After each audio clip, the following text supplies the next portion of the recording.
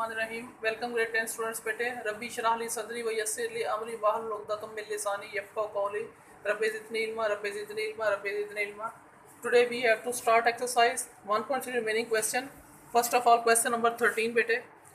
3 की power 2x 3 square is equal to 12 3 की power x minus 3. First of all we have to arrange these things. 3 की power 2x eight 3 का square का क्या मतलब है 3 इंटू 3 यानी कि 9 बन जाता है। इसी तरह बाकी as it is. Next step में हमने क्या किया 9 को शुरू में लिया है 3 की पावर 2x लिख लिया, इसको लेफ्ट साइड पे आगे माइनस कर लिया और ये माइनस यहाँ पर आगे प्लस हो गया। अब हमने सपोज क्या किया 3 की x is equal to y. अगर 3 की x y है तो y स्क्वायर क्या बनेगा 3 की पावर 2x। ठीक है, अब हम इस इक्वेशन में ये वैल्यूज पुट कर देंगे 9 इंटू वाई स्क्वायर बन जाएगा माइनस 12 वाई बन जाएगा प्लस 3।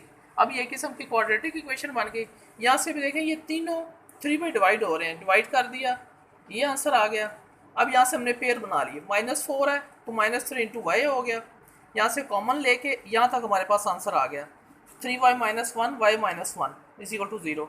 यहाँ से हमने y की वैल्यू निकालनी है 1 इज इक्वल टू के जाके राइट पे प्लस हो गया y is equal to 1 divide by 3 आ गया, y इज इक्वल टू 1 आ गया। अब y हमने सपोज किसे किया था y हमने सपोज किया था 3x को। अब y की जगह क्या लिख लेंगे 3x। 3x is equal to 1/3। 3x अब ये 1/3 है ना तो 3 का अगर ऊपर ले जाए तो -1 आ जाएगा। 3 और 3 कैंसिल, x की वैल्यू क्या आ जाएगी -1। इसी तरह 3x इज इक्वल टू 1। अब 1 को किसी भी जो आपके पास उसकी बेस होती है उसकी पावर अगर 0 आ जाए तो 1 होता है। अब यहाँ पर 1 है ना, इसको हम 3 की पावर 0 लिख सकते हैं। 3 क्यों लिखा है ताकि 3 और 3 कैंसिल हो जाए, x इज इक्वल टू 0 आ गया। ये इसका सोल्यूशन सेट आ गया। क्वेश्चन नंबर 14 2 की पावर x प्लस 64 2 की power minus x minus 20 is equal to 0। ये तो वैसे लिख लिया। अब 2 की पावर माइनस x था ना, अगर इसको प्लस बनाना हो तो नीचे ले जाएंगे, नीचे लाएंगे तो 2 की पावर x बन जाएगा। अब यहाँ पर आपने 2 की पावर x को y सपोज कर लिया तो ये वाली इक्वेशन क्या बन गई y plus 64 divide by y minus 20 is equal to 0। अब यहाँ पर देखें कोई चीज़ नहीं है, मैंने आपको बताया भाई यहाँ पे 1 आ जाएगा, इधर भी कुछ नहीं है 1 आ जाएगा। p/q फॉर्म है, प्लस माइनस है, इसका LCM आ गया। 1 y's आर तो y's आर y स्क्वायर आ गया, y 1's are 164 64 1 y's are 20 into y आ गया। अब यहाँ पर मैंने आपको पहले भी बताया था इसके लिए कुछ नहीं है तो यहाँ पर 1 आ गया। p/q फॉर्म हो, दरमियान में इक्वल्स टू हो तो क्या होता है क्रॉस मल्टीप्लाई। इस पूरी इक्वेशन में 1 से मल्टीप्लाई हो गया, यही आ गया। y 0 से मल्टीप्लाई हो गया 0 आ गया। अब यहाँ पर हमने इसके पेयर बना लिए 60 क्योंकि 16 को 4 से करें माइनस करें तो -20 आता है और मल्टीप्लाई करें तो 64 आता है y स्क्वायर। यहाँ से आपने इनकी पेयरिंग कर ली y - 4 इज इक्वल टू 0 और y - 16 इज इक्वल टू 0 आ गया। y is equal to 4 y is equal to 16। अब y की वैल्यू आपने सपोज क्या की थी 2x, तो अब y की जगह 2x लिख दी है इज इक्वल टू 4। अब यहाँ पर 2x है ना और 4 को मैं 2 का स्क्वायर लिख सकता हूँ, 2 और 2 base cancel, x is equal to 2 आ गया। इसी तरह यहाँ पर 2x इज इक्वल टू 16 आया था, 2 को मैं इसे 16 को लिख सकता हूँ 2 की पावर 4, 2 और 2 cancel, x is equal to 4। ठीक है, अच्छा बेटे अब आप इसी तरह ये आपका आंसर सोल्यूशन सेट क्या आ गया 2 और 4। अब क्वेश्चन नंबर 16 पे आए बेटे। इस पे x - 1 x - 2 x - 8 x + 5 + 360।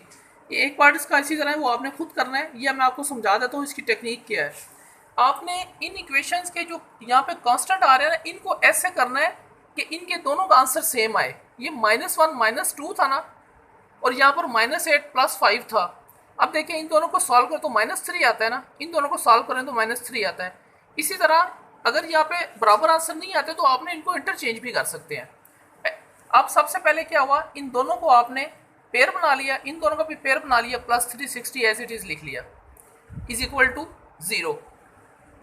यहाँ पर इनको आपने मल्टीप्लाई कर लिया, इनको भी मल्टीप्लाई कर लिया, 360 एज इट इज आ गया। इनको सॉल्व किया तो यहाँ पर देखें x² - 3x x² - 3x same आ रहा है, तो हमने x² - 3x को y सपोज कर लिया। तो ये वाली इक्वेशन क्या बन गई, इसकी जगह y आ गया, y + 2 y - 40 + 360, यहाँ पर 360 है। अच्छा, अब आपने क्या किया, इन दोनों को आपस में मल्टीप्लाई कर लिया, 360 साथ ऐड हो गया। जब इनको आपने सॉल्व किया तो ये आपका आंसर आ गया। यहाँ पर फिर पेयर बन रहे हैं, क्योंकि मल्टीप्लाई करें तो 280 है, प्लस माइनस करें तो 38 माइनस 38 है। वो पेयर क्या बनते हैं, -28 और -10। यहाँ से आपने इनको सॉल्व कर लिया। y minus 10 is equal to 0 और y minus 28 is equal to 0। y is equal to 10 आ गया, y इज इक्वल टू 28 आ गया। अब y को आपने क्या सपोज किया था, y को आपने सपोज किया था एक्स स्क्वेयर माइनस 3x, उसकी जगह उसकी वैल्यू लिख दी, 10 को यहाँ पर लगा माइनस कर लिया, यहाँ फिर पेयर बन गए। पेयर करने के बाद आपकी दो वैल्यू आ गई, x plus 2 is equal to 0 और x minus 5 is equal to 0। x की -2 आ गई, x की पावर 5 आ गई। सोल्यूशन सेट में दो चीज़ें तो ये आ गई। जब दूसरे को सॉल्व किया तो y minus 28, y is equal to 28 आ गया। y की वैल्यू पुट कर दी, 28 को इसी तरह यहाँ पर लगा माइनस कर लिया, इनके पेयर बना लिए, x plus 4 is equal to 0 और x minus 7 is equal to 0। अब x की पावर -4 आ गया और x की पावर 7 आ गया, चार आपके पास आ गए, दो ये वैल्यूज दो ये वैल्यूज। तो सोल्यूशन सेट क्या आ गया, -2 5 और -4 और 7। तो बेटे that was all about this exercise. इंशाल्लाह in next lecture we will start the next exercise. Till then thank you.